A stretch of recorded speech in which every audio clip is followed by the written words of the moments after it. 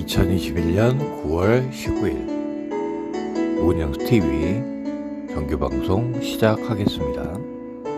땅을 구할 수 있는 좋은 터, 이제 그런 땅을 찾고 싶네. 한가위만 같아라 라는 말이 있습니다. 풍성한 수확을 거두는 가을에 이제 만난 것도 많고 풍족하고 반가운 얼굴도 많이 만날 수 있는 민족의 대명절이라고 할 수 있는 추석같이 좋은 날이 계속되라는 그런 뜻을 가지고 있는 말이죠.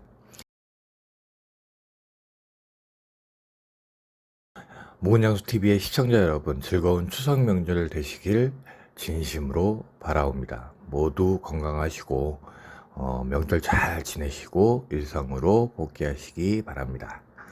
영상 이어지겠습니다. 잠시만 기다려 주십시오.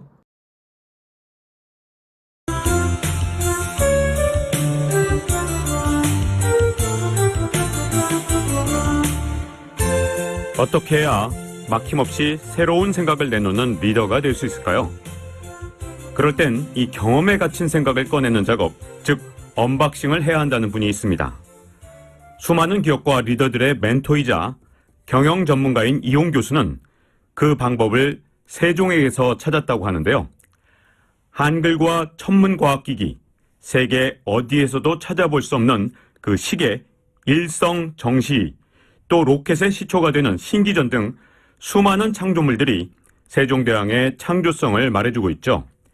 하지만 이 창조물들, 이 세종대왕이 혼자서 만든 건 아니겠죠. 세종대왕이 리더로서 자신과 신하들의 아이디어를 이끌어내고 통합해서 함께 만들어낸 결과물들입니다. 세종대왕, 언박싱, 생각의 한계를 뛰어넘다라는 주제에 이홍 광운대학교 경영학과 교수의 강연을 김성희 리포터가 취재했습니다. 어서 오세요. 네, 안녕하세요. 네. 사단법인 도전과 나눔에서 진행된 기업가 정신 포럼에서 이 교수는 창조적인 사고를 가능하게 하는 것은 언박싱이라고 강연 서두에서 말하고 있습니다.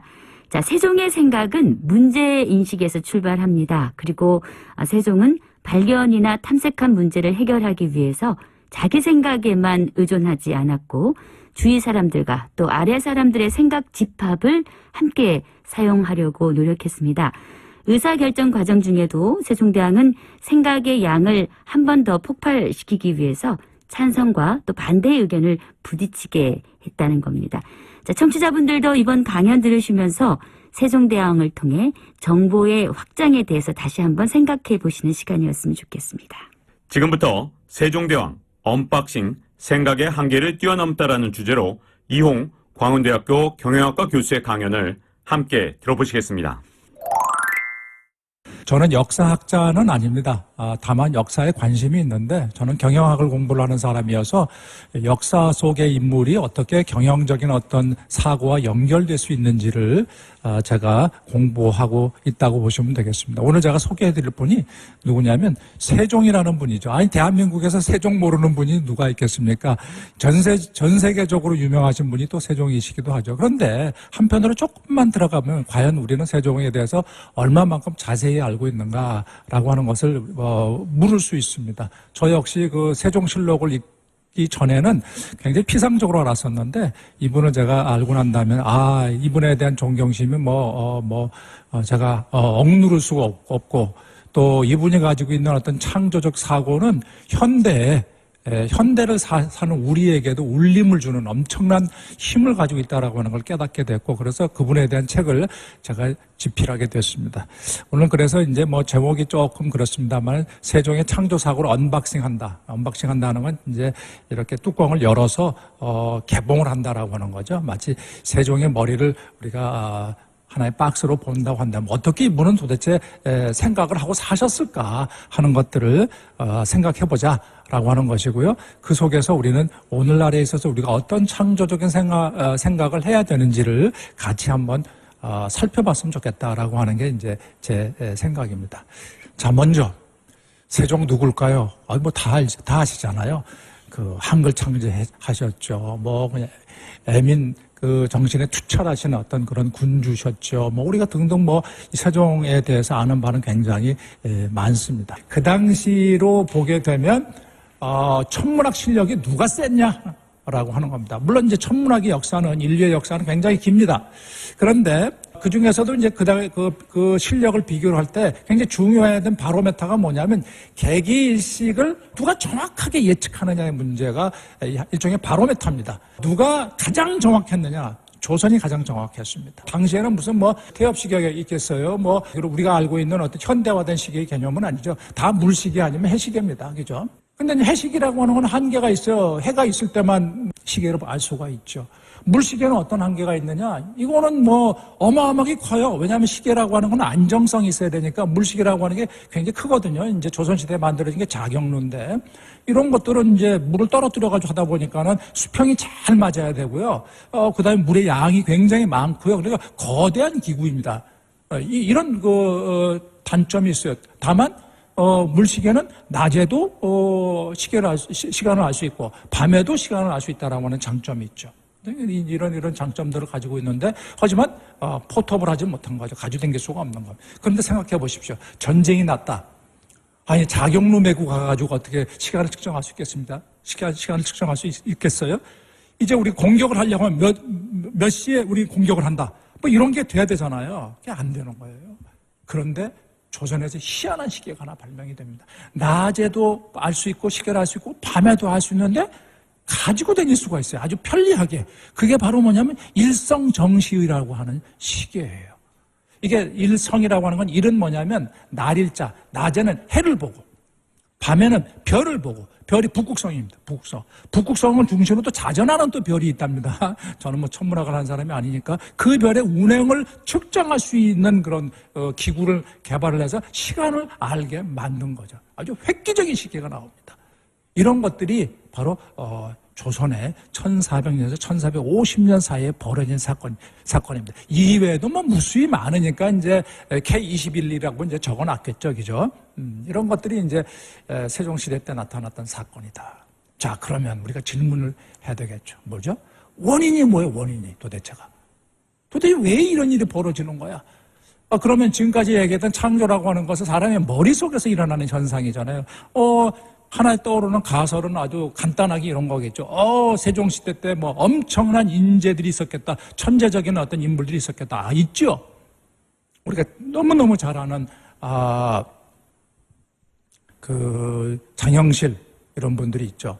근데 뭐 장영실만 있는 게 아니라 아까 제가 칠정산 내외편, 천문학 서적을 이제 쓰신 분인데 이순지라는 분은 정말 그 당시에 세계적인 별입니다. 천문학과 수학이 아주 막강한 실력을 가졌던 그런 분이에요. 잘 알려지지가 않았어요. 이분은 참 장영실이라는 분에 비해서. 왜냐하면 장영실은 원래 그 동래부에 계셨던 노비 출신입니다. 천민이죠. 노비니까. 이분이 이제 지금으로 치면 한 국장 정도의, 국실장 정도 되는 위치에까지 올라가니까 이게 어마어마한 사건이니까 이제 우리가 기억을 너무 이분에 대해서 잘 하는 겁니다. 물론 천재적인 분이시기도 하고요. 이순지라는 분들도 있었고요. 뭐 몇 분이 있었어요. 그런데요, 재미있는 일은요, 재미있다기보다도 좀 애석한 일은 이 세종시대보다도 훨씬 뛰어난 인재들이 많았던 시대가 있었고요.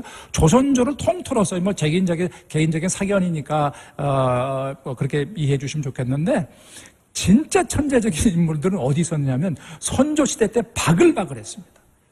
우리가 알고 있는 위대한 인물들은 대충 선조시대 때 뭐 있다고 보시면 돼요. 여러분들 아시다시피 관료로는요, 뭐 전 분야에 걸쳐서 여기 선조시대 때는 뭐 막강한 분이 계시는데 관료로는 유성룡, 이항복 이런 분이 있었습니다. 유성룡이라는 분은 이미 국제적으로 알려진 분이었고요. 그 당시에도 여러분 징비록이라고 하는 걸 쓴 분이고 후세대에 가서 정조라는 분이 우리 선조에 있어서의 신료들 중에서 으뜸은 누구냐? 최고는 누구냐? 그거 뭐 말할 것도 없이 유성룡이지. 이 정도로 뛰어나신 분입니다. 이항복은 집안 자체가 천재예요. 이분은 오늘날 현대 역사까지도 영향을 미쳐오는 그 가족의 계보를 가지고 있는 분이에요. 청산리 전투를 이기게 만든 그 배경을 들여다보면 이항복의 가문이 들어있어요. 잘 안 알려져서 그렇지만요. 이런 능력을 가지신 분들이 이 시기에 있었다. 나대용, 거북선을 갖다가 복원하신 분이에요. 정확하게 말씀드리면 복원하신 분인데, 뭐 설계도가 없는데 그림 한 장 가지고 복원하셨으니까 뭐 이건 대단하신 분이죠. 이황이 뭐 철학자이지만 학자이면서 그 지금까지도 이황이를 우리가 뛰어넘는 학자를 우리가 배출 못하지 않습니까? 철학자를. 이순신, 권율 두 말하면 굉장히 숨차신 분들이죠, 그죠? 뭐 허준, 동의보감 이런 분들이 이제 뭐 어마어마하게 깔려 있었던 시기가 선조라는 시대에 있었던 분들이다. 그런데 이렇게 엄청난 인물들이 있었음에도 불구하고 선조 시대 때는 어떤 일이 벌어집니까? 굉장히 불행한 일이 벌어집니다. 그렇지 않습니까? 우리가 역사적으로 기억하기에 너무 불행한 일이 벌어집니다. 왜 그런 줄 아세요? 이유는 딱 한 가지입니다. 너무 가난해서 졌습니다. 국가가 너무 빈천해서 졌습니다. 유성룡이라는 분이 이런 얘기를 해요. 뭐라고 얘기를 하느냐면, 이 전쟁에서 우리한테 쌀이나 보리나 뭐 이런 거죠. 곡식이 15,000성만 있었으면, 아니야, 10,000성만 있었어도 이 지경은 안 돼. 이런 한탄스러운 얘기가 나와요. 이게 뭘까요? 여러분들 재밌는 게요. 조총이라고 하는 게요. 60m에서 70m밖에 안 되는 사거리가 그거밖에 안 되는 총입니다. 또 화승총이에요. 불 붙이고 난 다음 한참 기다렸다 뻥뻥 쏘는 거예요. 거기에 보면 활은 훨씬 기동력이 좋습니다. 활은요, 평균적인 사람이 70m 가고 좀 잘 쏘면 90m 가고요. 진짜 잘 쏘면 120m까지 쏘는 게 활 아닙니까? 그죠? 그런데 사거리가 짧은 애들한테 졌다는 거예요. 왜요? 간단합니다. 쏴봐야 20m 가고 30m 쏘는 거예요. 밥을 못 먹어서 장병들이. 이게 임진왜란 때 일어난 사건이에요.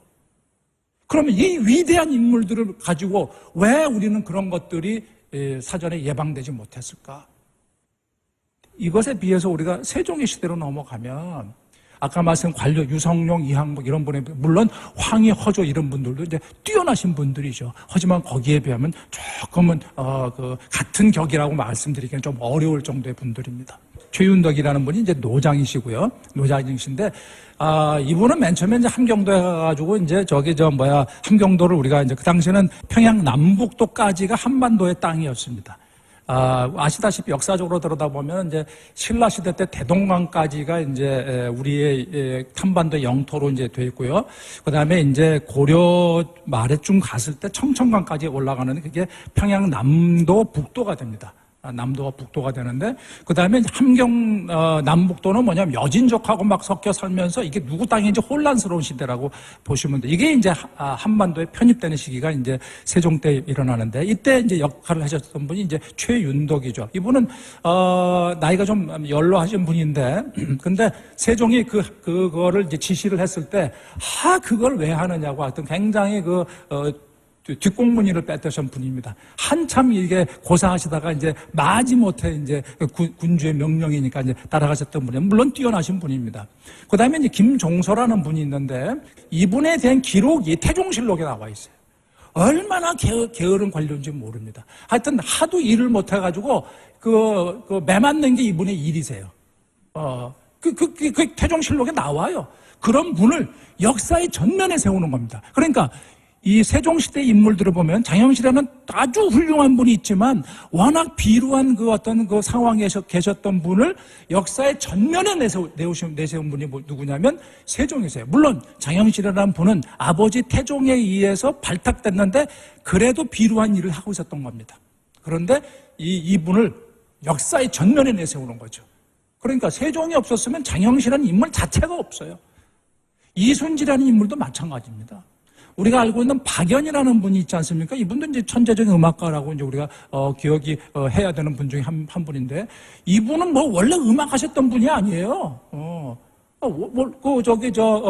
음악을 좋아하셨던 분이에요. 그러니까 너 지금부터 공부 좀 하거라라고 해가지고 박연이라는 분이 중국에 이제 아학을 공부를 했고, 아학만 하지 말고 우리 음악도 참 공부해보고 그래서 향악을 공부를 해서 집대성하신 분이에요. 그러니까 여기 있는 제가 세종시대 때 소개해드리는 분은 선조시대 때 인물하고는 달라요.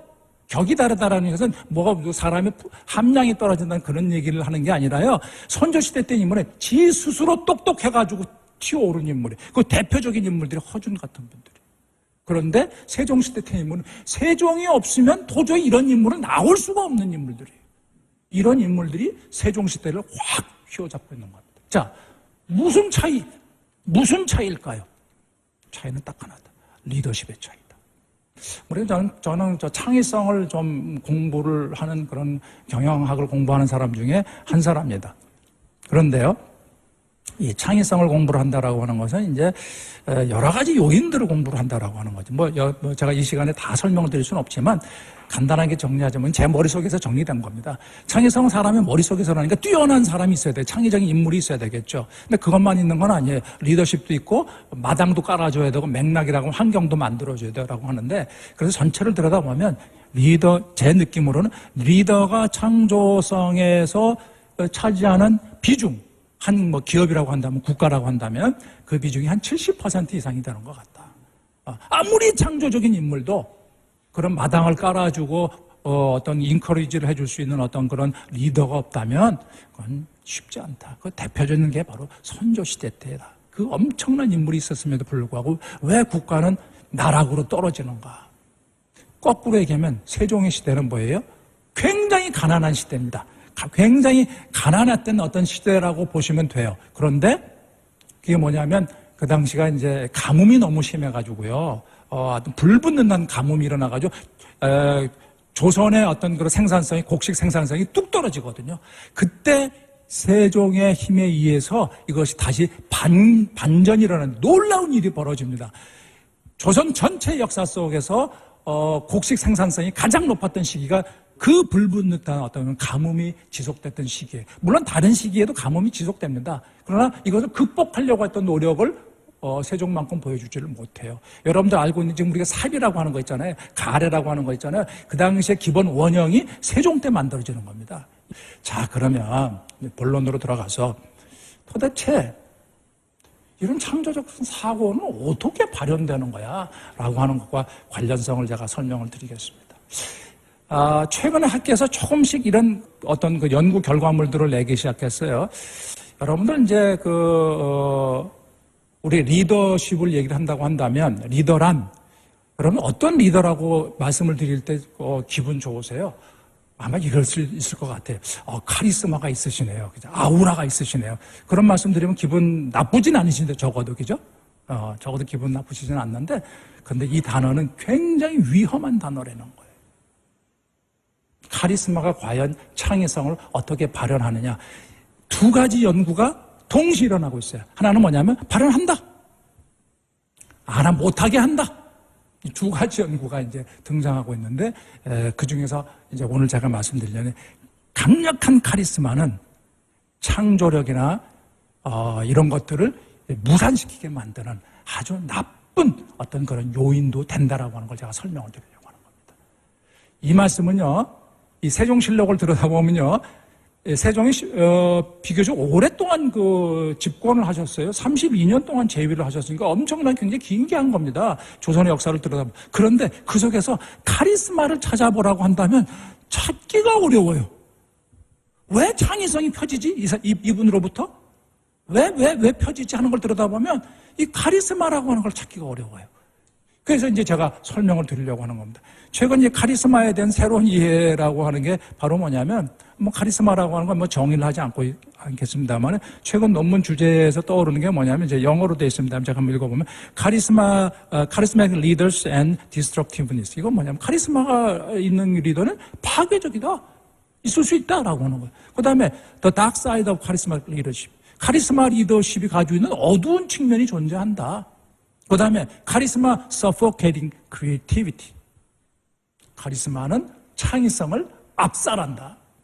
이런 논문이 등장한다는 거예요. 왜? 이것도 이제 뭐 설명해야 되잖아요. 그죠? 근데 이 카리스마나 가지고 그 특징을 가지고 있는 이 변혁적 리더라는 사람이 뭐예요? 그 종업원들의 크리에이티비티를 늘려준다. 이게 많이 검증이 됐어요. 근데 이거는 트랜스포메이셔널 리더십이 가지고 있는 카리스마적 특성이보다도 다른 요인들 때문에 그렇습니다. 개인적인 배려를 해준다든지 이런 다른 요인들이 나타난 현상인데요. 근데 최근에 등장한 재미있는 연구가 하나 바로 뭐냐면 팔로우의 디펜던시를 높인다. 이 얘기가 뭐냐면 의존성을 높인다는 거. 우리 그 회장님은 말이야, 우리 대표님은 말이야, 우리 저 부사장님은 말이야. 야, 이건 내가 쫓아갈 수가 없는 어떤 그런 비범함을 가지고 있어. 카리스마 대단하지. 아우라 대단하잖아. 그러면 그 생각을 딱 아랫사람이 가지고 있는 순간 나는 적기로 들어간다는 거예요. 적기. 이 카리스마적 리더들은 뭐냐면 안 적으면 레이저로 쏴요 또. 이런 일들이 벌어집니다. 그러니까 내가 스스로 사고할 능력을 아랫사람이 사고할 능력을 리더가 박탈해버리는 거예요. 이게 언제 일어났을까요? 선조시대 때 일어났어요. 선조의 카리스마는요 대단합니다. 선조는요 바보스러운 그 군주가 아니 굉장히 영민한 군주입니다. 다만 컴플렉스가 강했던 군주죠. 자기가 서자 출신이라고 하는 컴플렉스가 강했던 군주죠. 하지만 그 카리스마는 대단했습니다. 이게 뭘 가져왔을 거예요? 의존성. 말씀하이소. 나는 적겠습니다. 이거죠. 이런 것들이 카리스마를 죽여버리더라. 카리스마라는 게 내 머릿속에서 자유스럽게 재량을 가지고 생각하는 능력과 관련성이 있지 않습니까? 그죠? 이런 걸 만드는 이유가 뭐냐면 우리는 생각을 어떻게 할까요? 생각을 어떻게 하느냐면 박스 속에서 생각을 해요. 내가 가지고 있는 경험과 내가 가지고 했던 그 어떤 과거에 공부했던 학습했던 거, 이건 이제 학습이라는 건 간접 경험을 이제 포함하는 거니까 이런 것들에 의해서 내 생각은 옥매진다는 거예요. 혹시 여러분들 이런 거 경험이 있으세요? 누군가하고 얘기를 하는데 하루 종일 평행선이야. 그건 뭐예요? 그 사람이 자기 생각만 고집하고 있는 거예요. 이게 옳아. 근데 저쪽 사람도 아니야 내게 옳아. 이게서 평행선 가는 거잖아요. 두 사람 다 뭐예요? 아주 좁은 박스 사고 속에서 살고 있기 때문에 그렇습니다.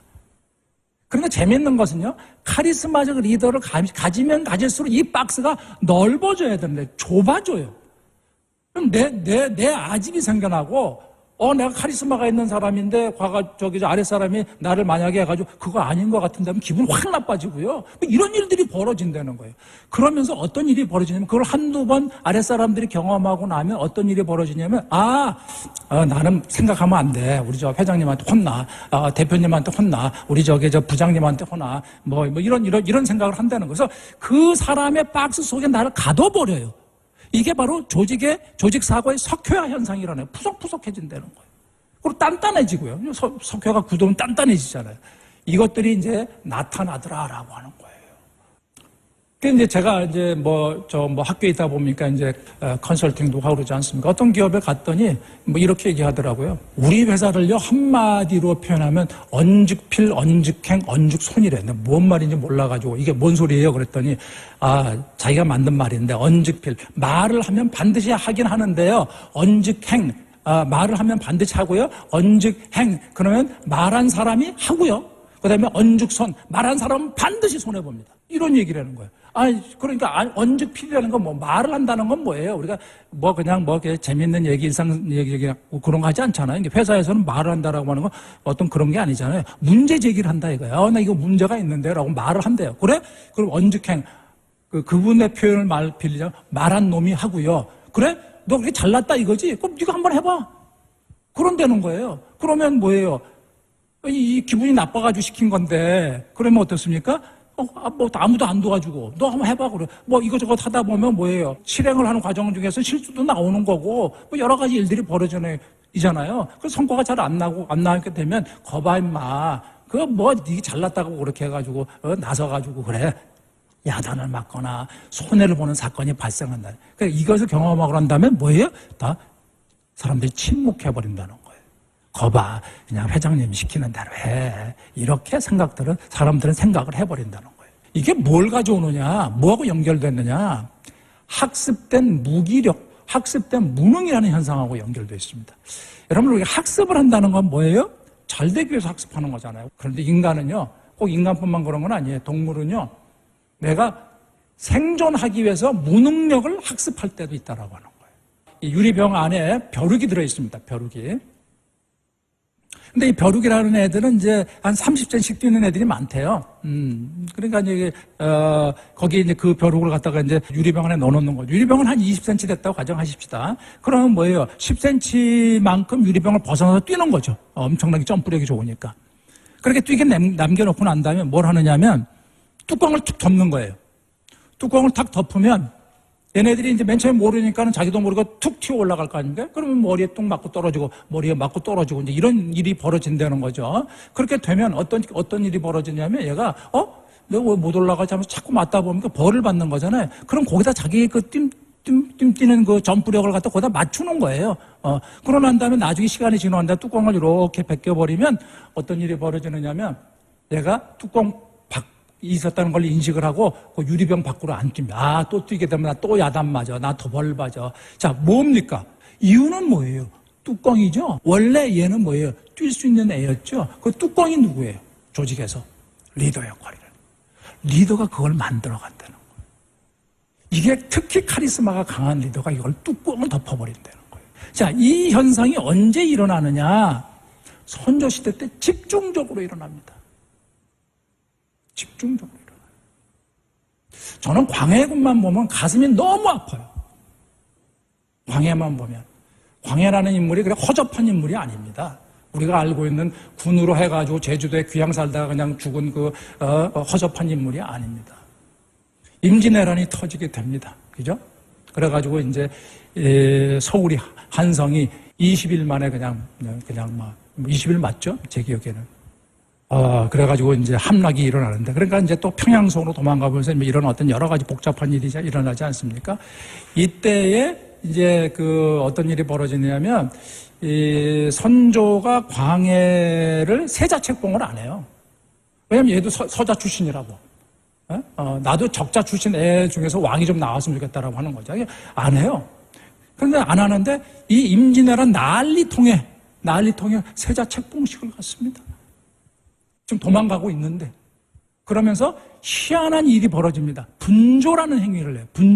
분조라는 것은 뭐예요? 정부를 나눴다 이거예요. 야, 나는 외교하고 뭐 이런 거, 이런 것들은 내가 명나라에 가서 좀 원조를 요청을 해야 되니까 그 권한은 내가 갖고 너는 국난 수습을 네가 하거라라고 하는 거예요. 이거는 무슨 뭐 엄청난 일이잖아요. 진짜 어렵고 힘든 일 갖다가 이제 맡겨놓은 거잖아요. 이제 그러고 난 다음에 이제 세자책봉을 하는 거예요. 근데 이때의 나이가 얼마였느냐면 18세였습니다. 18세. 광해의 나이가 18세예요. 근데 놀라운 일이 벌어져요. 광해가 이제 완전히 이제 뭐 조선이 이제 개전 한 달 사이에 뭐 초토화가 일어났으니까. 근데 뛰어댕기면서 아니야. 우리 왕조 살아있어. 그거를 백성들한테 알려주고 하면서 의병이 일어날 수 있는 계기를 만들어주고요. 그런 어떤 전체적인 분위기를 잡아가는데 혁혁한 공을 세우게 됩니다. 사실은 이 광해의 역할에 대해서 우리가 잘 이해를 안 하고 있는데, 그러다 보니까 이제 어떤 일이 벌어지느냐면, 이야, 광해, 그 임금과민의 그 대단한 그 영도력을 가지고는 군주네. 이게 이제 온 백성들부터 시작해가지고 신료들까지 이제 막 입에 회자되기 시작합니다. 그러니까 선조 이분이 굉장히 기분이 나빠졌어요. 내가 왕이 있는데 말이야. 뭐야, 이게. 그래가지고 15번에 걸쳐서 나 왕이 내가 저한테 줄 거야. 라고 하는 그런 일들을 벌리게 됩니다. 그러면 이제 광해는 뭘 해야 되느냐. 여기 지금 전쟁터를 왔다 갔다 하면서 지금 현재 그렇게 하기도 지금 바빠 죽겠고, 의병을 일으키고 뭐 분위기 반전하는데 바빠 죽겠는데 의주로 갑니다. 가가지고 뭐예요? 잘못했다고 구복하고서 비는 게 일이었어요. 제가 볼 땐 거의 정신 나갔을 거라고 보여져요. 그때 엄청난 치명상을 입었을 거라고 보여집니다. 그게 광해 뒷모습으로 나타났을 것이라고 보여지는 거죠. 이게 뭐예요? 뚜껑 덮기. 뚜껑을 갖다가 광해만 덮었습니까? 웬만한 사람은 다 뚜껑 다 덮지 않습니까? 그렇죠? 이게 선조시대 때 나타났던 현상이다. 이제 우리가 세종에 대해서 이제 본질적으로 들어가. 도대체 그러면 세종은 도대체 어떤 사고를 했길래 창조의 이 한반도의 우뚝 선 창조의 시대를 갖다 열어갔을까 하는 게 이제 오늘의 이제 핵심적인 주제가 되겠습니다. 창조적 사고의 원천이 도대체 뭐냐. 세종실록의 상당 부분을 읽어보면 자기가 가지고 있던 애초의 생각이 있어요. 버리는 경우도 꽤 있어요. 읽다 보면 그래서 세종실록에 많이 나오는 동일한 구절이 많이 나오는데 뭐냐면 네 말대로 하거라. 생각을 내가 바꾸기도 하고 내가 너에게 신하의 말이죠. 신하의 말대로 내가 너 따라가마. 이런 얘기들이 엄청나게 많이 나옵니다. 이 얘기는 뭐예요? 다른 사람의 얘기를 쭉 들여다보면서 들으면서 내 생각을 정리하고 그 정리하면서 창조적 생각을 툭툭 던져내는 겁니다. 왜 이 사람은 이런 특이한 습성을 가지게 됐을까? 이 특성의 핵심은 뭘까? 이게 오늘의 주제 중에 하나입니다. 여러분들 어떻게 생각하세요? 선조 카리스마를 가졌던 분들이 많잖아요. 이분들은 뭐냐면 나를 따르라가 이제 주된 리더십이었지 않습니까? 그죠? 이거는 뭐냐면 우리한테 솔루션이 있어서 그랬어요. 우리가 보고 배울 솔루션이 있었다. 그게 어디예요? 일본이었잖아요. 일본이라는 솔루션이 교과서가 있었단 말이에요. 뭐 솔직하게 얘기해서 그걸 가지고서 배우신 거예요. 우리의 텍스트북은 뭐예요? 일본이었다. 그거 부인할 수는 없는 겁니다. 그 교과서가 최근에 급격히 미국으로 바뀌었다는 거예요. 근데 더 문제는 뭐냐면 최근에 와가지고는 미국도 더 이상의 어떤 분야만 그렇지 교과서가 아니라는 거예요. 그러니까 디지털 세계된 이런 상황 속에서 한국이 엄청나게 뛰어난 역량을 보여주고 있거든요. 그러니까 교과서가 없는 시대로 도입했단 말이에요. 누굴 보고 우리 공부를 해? 세종 때 뭐예요? 그런 엄청난 일을 갖다가 벌려놨어요. 교과서가 있었겠어요? 물론 있었죠. 명나라 교과서 가져다고 했지만 그것은 가져다는 역할은 제한적이었다라고 하는 거예요.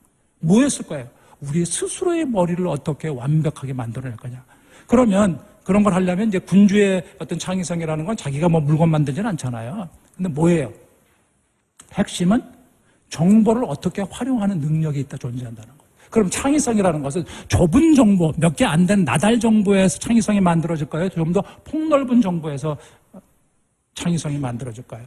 더 넓은 정보 속에서 내가 취사 선택을 하고 할 때, 정보를 결합하고 할 때 훨씬 더 많은 창의적인 생각을 하지 않을까요? 상식적으로? 그죠?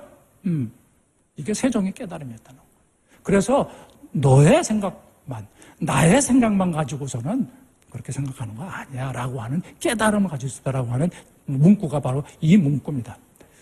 여러분들 골프 치러 가실 때 퍼팅을 하는데 잘 안 들어가. 그럼 한 가지는 의심해 볼 필요가 있어요. 내가 퍼팅에 잘못된 습관이 있는지를 점검할 필요가 있으세요. 뭐죠? 캐디 말만 믿고 언니가 놓는 대로 그대로 곧 치는 거죠. 그런데 제가요, 저도 잘은 못 칩니다만 그냥 가서 따라다니면서 쳐보니까 퍼팅을 잘하는 분들은 말이 없어요, 일단. 그러고 난 다음에 어떠냐면, 남들이 퍼팅하려고 딱 올라갔을 때, 동서남북이라면, 동쪽에 내게 있으면 동쪽에 가서 이렇게 쳐다보고, 반대로 반드시 서쪽에서 가가지고 기울기 확인하고, 그 다음에 옆에 남쪽, 북쪽 다 이래 가면서 전체 정보를 어우르고 난 다음에, 캐디한테 내가 이렇게 판단했는데 괜찮을까? 라고 의견을 묻더라라고 하는 거예요. 뭐예요? 정보의 활용의 정도가 다르더라. 물론 스킬도 다르죠. 정보의 폭이 다르더라라고 하는 게 일본적으로. 근데 못하는 사람들은, 저 같은 사람들은 그냥 와가지고, 그래, 그러고 쳐놓고 난 다음에 착각이라는 게 있거든요. 그죠? 이게 오르막인 줄 아는데 실제로 내리막이요. 저 반대쪽으로 가서 분명히 내리면 툭 쳐가지고 말이죠. 이자 붙어가지고 말이죠. 엄청나게 내려가 버린단 말이죠. 내가 반대쪽에서만 정보를 확인했어도 분명히 이런 실수를 안 했을 텐데. 이겁니다. 세종이 오늘날에 와서 골프를 치셨다면 이렇게 치셨을 거예요. 조금 느리긴 하실 거예요. 이게 오늘 제가 말씀드리려고 하는 거예요. 그리고 이 사람은 철저하게 자기 아랫사람을 활용하는 능력을 가지고 있어요. 이게 어마어마한 능력이에요. 뭐냐? 어떤 기업에 가면 그 기업의 근로자를 시간 근로자로만 딱 쓰시는 분들이 있어요. 이분들의 특징은 거기에 나왔던 내가 일하는 만큼을 뭐예요? 너는 그 일만 해. 시키는 것만 해줘. 라고 하는 것들이 이 가정으로 깔려 있습니다. 시간 근로자라고 하는 그런 환경성에 있는 분들은 뭐냐면 열심히 일해요. 그래서 열심히 일 안 해가지고 될 일입니까? 열심히 일하는데 뭐가 열심히 일하냐? 손과 팔만 바빠요. 시키는 것만 하는 게 그냥 바쁜 거예요. 이 사람들은 부가가치가 낮아요. 그런데 좋은 기업에 가면, 창조적인 기업에 가면 이 사람들 역할이 시간 근로자에서 과업 근로자로 바뀌어져 있어요.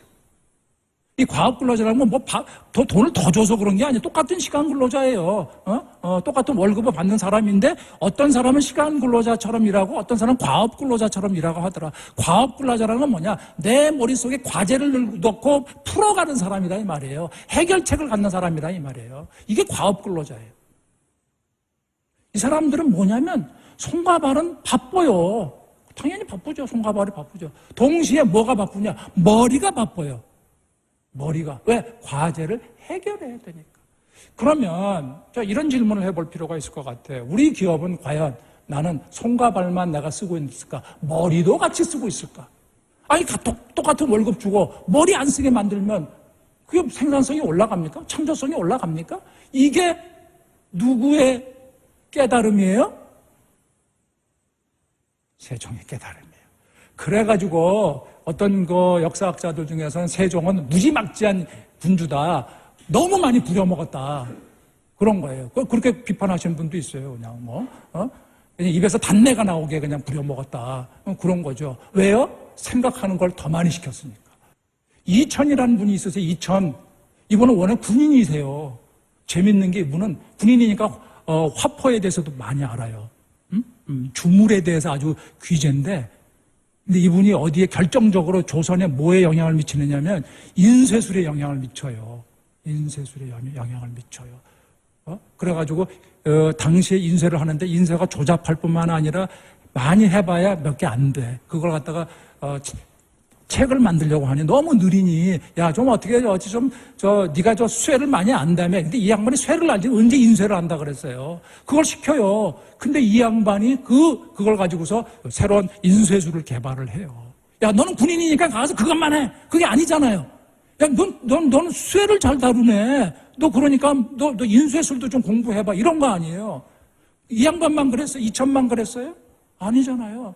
장영실이 와가지고 지금 난 테크니션으로 일하고 있는데 야 너 보니까 쓸만한데 야 그것만 하지 마. 별도 좀 공부해봐. 이건 미칠 노릇이죠 갑자기. 장영실 입장이 돼보세요. 참 저 별 모르는데 야 나 유학 보내줄게. 그러니까 이 양반이 철저한 건 뭐냐면 내가 너한테 손발을 때문에 필요한 게 아니야. 머리를 좀 빌려줘. 이거예요. 그럼 남의 머리를 빌리려면 기본적으로 뭐를 해야 돼요? 내가 남의 말을 들을 줄 알고 용합할 줄 아는 능력이 생겨나야 되잖아요. 이게 세종의 근본적인 생각이라는 거예요. 다른 생각을 섞어서 생각할 줄 아는 능력. 여러분들 이제 이거는 사람마다 굉장히 다른데요. 취향이니까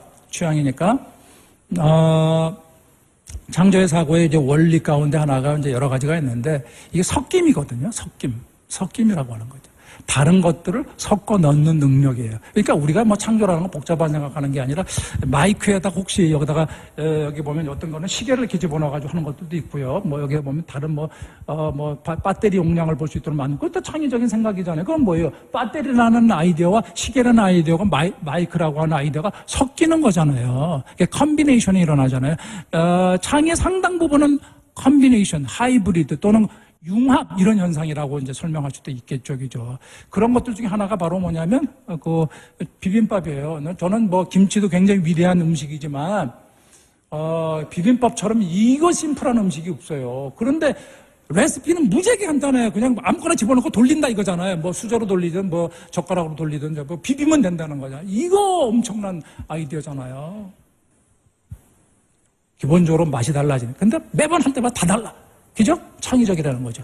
이 얘기는 뭐예요? 들어가는 재료가 다 다르다. 물론 공통분모도 있죠.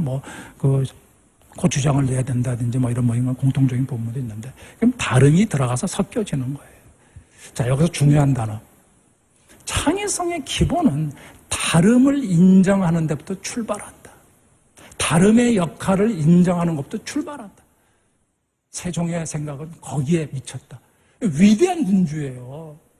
군주 이전에 위대한 생각을 하는 사람이 위대하게. 다르다와 틀리다가 구분이 안 돼. 그죠?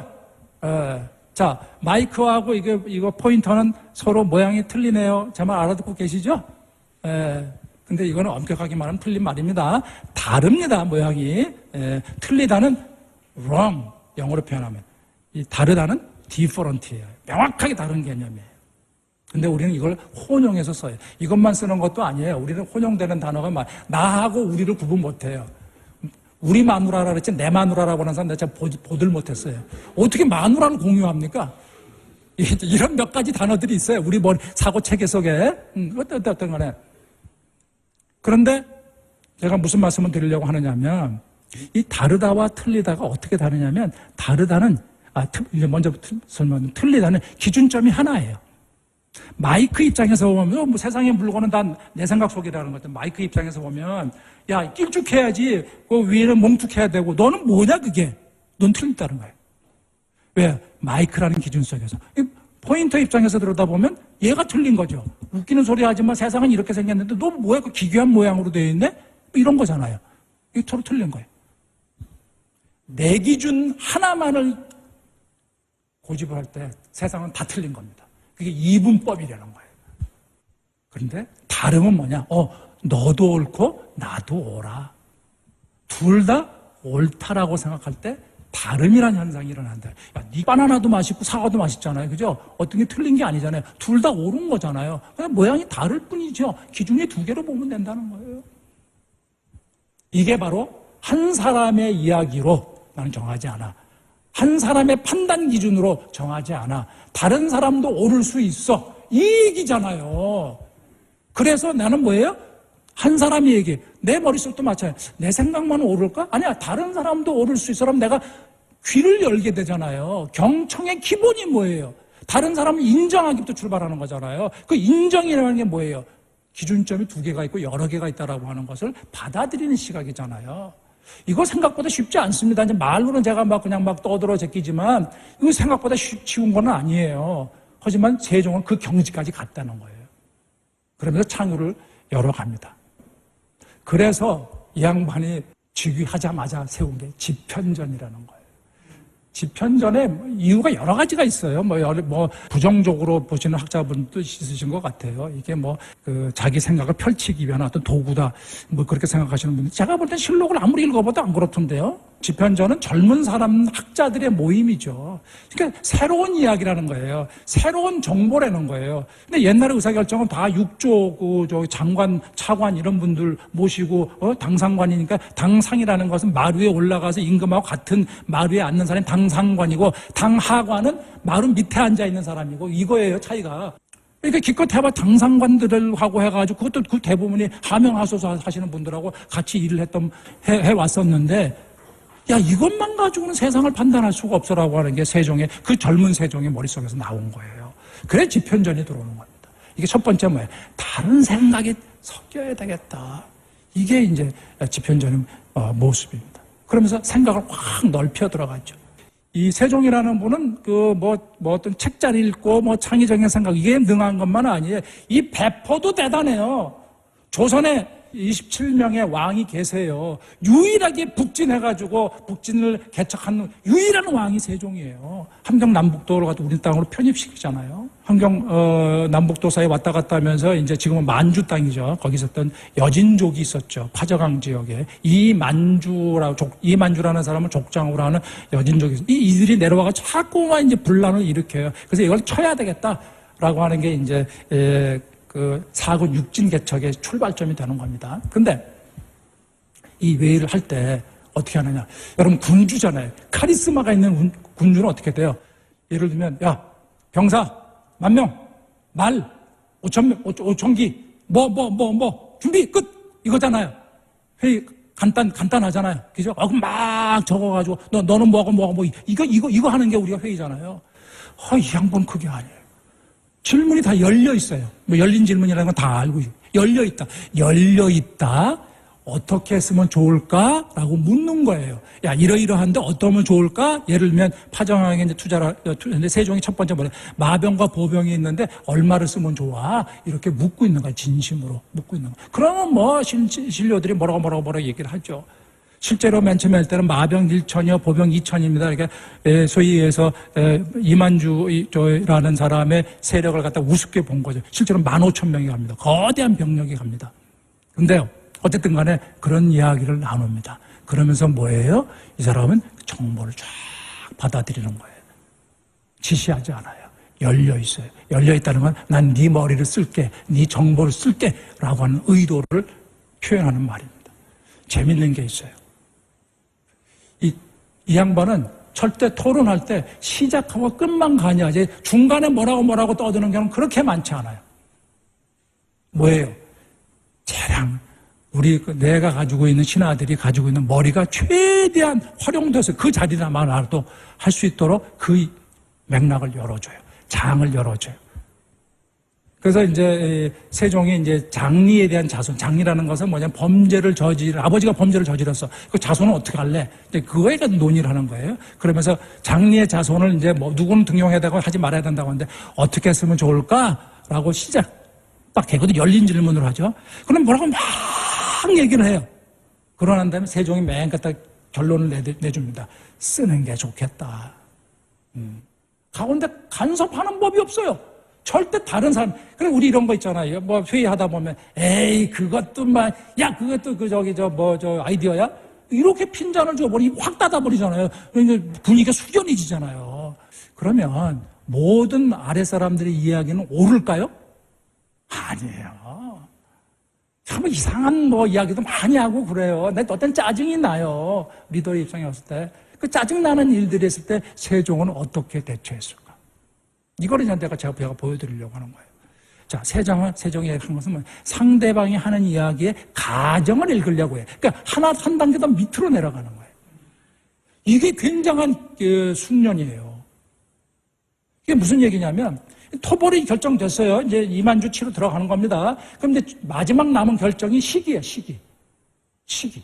언제 치러 갈 거냐. 그래서 이제 세종이 묻습니다. 토벌하는 시기가 언제가 좋을까? 열린 질문합니다. 그랬더니 유맹문 등은 8월에 갑시다. 황희는 나뭇잎 떨어져가지고 얼음이 올 때 갑시다. 12월이나 1월쯤 가자. 이런 얘기겠죠. 맹사성 등은 4월 달이 아니면 얼음이 올 때로 갑시다. 아니 언제가 누구 말을 들어야 그러면 뭐야? 리더 입장에 짜증스럽죠. 야, 니들은 어떻게 생각을 통일도 안 해가지고 들어오니? 야, A안, B안, C안 가지고 들어와. 이렇게 얘기를 할 거예요. A안, B안, C안이 굉장히 무서운 제약을 주는 사건이에요. 이거를 그냥 쉽게 생각한다는 거예요. 그런데 이 양반은 그걸 듣고 난 다음에 유명문이 그렇게 했어야지. 바보, 저거 무슨 8월이 뭐야? 황희는 뭐야? 쟤는 마음속으로 그런 게 아니라 왜 저 사람이 저런 생각을 했지라고는 밑바닥 얘기로 들어가는 거예요. 이게 새로운 정보를 찾아내는 능력이 존재하는 이게 창의성이에요. 리더의 창의성은. 그래서 그럼 유명문 등에 또 8월이 뭐지? 의미를 찾아보면 8월은 왜 그렇습니까? 우거질 때 나무가 우거지죠. 이게 뭐예요? 엄폐하고 나를 잘 숨겨서 들어간다는 거잖아요. 그죠? 숨겨서 은밀히 그 얘기잖아요. 지금 그때가 좋습니다. 우리를 왜 군이 지금 15,000명이 지금 들어가는데. 두 번째, 황희 등이 많은 얼음이 올 때는 도대체 뭐예요? 이게 도대체. 그러다 들어가서 보니까 뭐예요? 이 병력이 움직이는데 압록강을 넘어야 가야 되잖아요. 그죠? 어려야 이제 그 15,000명이 갈 거 아닙니까? 수영해서 갈 것도 아니고. 그죠? 그러니까 이거 뭐 어떻게 해야 되는 거야, 이거. 그러니까 쉽게 가려면 얼었을 때 가자라고 하는 거예요. 병력이 움직이기 쉬우니까. 압록강을 건져야 되니까. 그 다음에 이제 4월 때 가자. 맹사성 등은 뭐냐면 4월이 씨를 뿌려야 될 때. 그러니까 이 씨를 뿌릴 때 모여 있을 것이다라고 하는 가정이 있는 거예요. 이만주 일당이. 이거를 교묘하게 결합을 해낸다니까요. 어떻게 할 거야? 그래서 첫 번째, 세 갈래로 가요. 5,000명씩 잘라서. 그래서 조금 더 은밀해 가야 돼. 두 번째, 재미있는 거. 속임수를 써요. 치러 가는 날. 그러니까 이만주도 바보가 아니에요. 스파이가 다 들어와 있는 거예요. 야, 치러 들어간다. 분위기 심상치 않아, 이거. 큰일 났어. 이거잖아요. 그래가지고 이제 도망가게 되는데 이 사람이 이제 어떻게 하느냐면 출정하는 날. 야, 나 온천 갔다 올게. 큰 행차를 꾸려가지고 온천 가요. 그러니까는 이만주 일당에 들어왔던 첩자가 뭐라냐. 야, 없어. 쟤 좀 온천 가고 있대. 그래가지고 침공이 들어가는 겁니다. 그 다음에 도안은 어떻게 해? 야, 건축공사 할 수는 없으니까. 지난 4월에 들어가요. 그거 할 수 없으니까. 뭐예요? 쪽배들 쫙 연결해가지고, 배 위에다가 쫙 널판지 깔아가지고 들어갑니다. 이 정보들 이렇게 활용하더라고요. 이게 이제 우리가 굉장히 중요한 거죠. 마지막 제가 이야기를 조금 더 드리면서 제 얘기를 끝내도록 하겠습니다. 조금 뒤로 남았는데, 요 얘기가 굉장히 중요합니다. 자, 창조에 있어서 굉장히 중요한 것은 뭐냐면 특히 제가 말씀드렸잖아요. 회의 때의 창조력이 리더의 창조력이 드러난다라고 하겠죠. 리더가 하는 건 뭐 물건 만드는 사람이 아니라 의사결정해 주는 사람이니까. 어떻게 의사결정할 거냐. 여기에 세종의 기가 막힌 논리가 있어요. 견광지라는 방법이에요. 견과 광은 이거는 공자님의 말씀입니다. 자, 공자의 자로편에 나오는 말이에요. 중용이라고 하는 게 뭐 이런 새로운 생각을 한다는 게 도대체 어떻게 해야 되는 건가? 라고 하는 질문이 있었을 때 견자와 광자가 있다. 너 함께 보면 누구는 견자가 있고 광자가 있다. 견자라고 하는 것은 하지 맙시다. 라고 하는 사람입니다. 광이라는 의미는 해봅시다. 저질러 봅시다. 찬성이요. 이런 얘기란 말이에요. 그걸 가지고 들어와요. 이게 굉장히 중요해요. 정보를 증폭을 시킬 때요. 굉장히 중요한 현상은 찬성과 반대를 동시에 듣는 거예요. 자, 이 얘기는 뭐냐? 누군가가 반대한다고 할 때 반대할 때요. 이제 좀 리더가 높은 분야에서 회장님도 있고 뭐 우리 부사장님도 있고 누구도 다 있는데 반대한다는 것은요. 웬만큼 용기가 없으면 못해요. 반대를 했다라고 하는 거예요. 반대를 할 땐 자기가 벌써 모든 로직과 에비던스를 가지고서 얘기를 하는 거예요. 그러니까 우리는 뭐예요? 처음에는 야, 다 찬성이지? 라고 할 때 아닌데요. 저는 반대인데요. 그럼 뭐야? 이렇게 해서 찬성이지 하는 순간 정보는 다 그냥 하나의 정보로 수렴되는 거죠. 근데 난 아닌데요. 라고 할 때는 정보가 확대되면서 정보량이 확 늘어나는 거예요. 그러면 리더는 에이 그건 아니지 라고 하는 게 아니라 뒤로 한 발 물러서서 관조하는 거예요. 그렇게 되면 어떤 일이 벌어지느냐? 찬성하는 사람이 아니에요. 이거 이러이러이럴 때 제 얘기 틀리. 거기서 공방이 벌어진다 이 말이에요. 이게 정보를 증폭시키는 과정이에요. 그럼 나는 혼란스럽잖아요. 공자님은 견과 광까지만 얘기하고 끝! 해버렸어요. 근데 이 양반이 기가 막힌 생각을 해. 그때는 어떻게 할 거냐. 야, 그쳐. 야, 조금 이따 하자. 쉬었다 하자. 지라는 그칠지잖아요. 쉬었다 하자. 이 얘기예요. 쉬었다 하자. 엄청난 사건입니다. 최근에 있어 사이콜로지에서 심리학에서 이거 머리를 이제 창의적 뇌를 많이 연구해요. 그 중에서 인큐베이션이라는 단어, 인티그레이션이라는 단어를 많이 쓰면서 이 의식의 세계를 공부를 해. 창의성 관련된 의식의 세계를 공부를 해요. 이때 핵심은 뭐냐? 세종은 쉬었다 하자. 이게 참 재밌는 단어예요. 여러분들이 만약에 이제 무슨 얘기를 막 그냥 머리가 아픈 얘기를 좀 쉬었다 하자라고 하면 뭐예요? 그러면 이제 사람들하고 쉬다 하면 화장실도 가야 되고 뭐 그러지 않습니까? 그러다 보면 어떤 일이 벌어지죠? 그래, 걔네도 말도 일리가 있긴 있어. 그런 생각 들 때가 있죠, 그죠? 그게 인티그레이션이 되는 사건이에요. 그게 반복이 되다 보면 아이디어가 적분하는 거예요. 애당초부터 분절시키는 게 아니라. 그리고 내가 머리가 아파. 그럼 쉬었다. 야, 내일 좀 하자. 그러면 내가 저 리더가 있다가 밤에 자다가 이제 보면 그게 중요한 분 꿈도 꾸잖아요. 그럼 아침에 일어나면 멀게 맑아지고 그래 이걸 해야 되겠구나. 저 제3의 아이디어가 툭 튀어나오든지 아니면 이건데 이걸 이렇게 어떻게 하면 보완하지? 반대하는 얘기를 어떻게 내가 보완하지? 그래서 내가 보완책을 들고서 보완된 새로운 생각을 해낸다 이 말이에요. 그게 지혜예요. 이 양반이 얘기하는 인큐베이션, 숙성시키는 과정. 이것은 기본적으로 생각이 타인에게 열려 있을 때, 다시 말해서 다른 사람을 몸과 팔과 다리만 쓰는 게 아니라 머리를 자원으로 인식하는 능력이 있을 때만 가능합니다. 그게 다름이라는 거예요. 그 다름으로 인식하는 거예요. 이 세종이라는 분을 조금만 더 깊이 들어가시면 배울 게 진짜 많다. 제가 강의 다 못 해드렸으니까 제 책 사서 꼭 보시고 독후감 제출하시고 하시면 제가 이메일로 주시면 제가 독후감 채점해서 드리겠다라는 말씀을 드리면서 제 이야기 마치겠습니다. 감사합니다. 지금 느낌 가는 대로 그냥 고른 뉴스 여의도 주필. 여의도 순복음교회 설립자 조용기 목사 별세 프레시안 기사인데요. 여의도 순복음교회 조용기 원로 목사가 84세 일기로 세상을 떠났습니다. 지난해 7월 내출. 안녕하세요. 상청입니다. 예. 오늘 영상의 길이가 상당히 길죠. 상당히 긴데,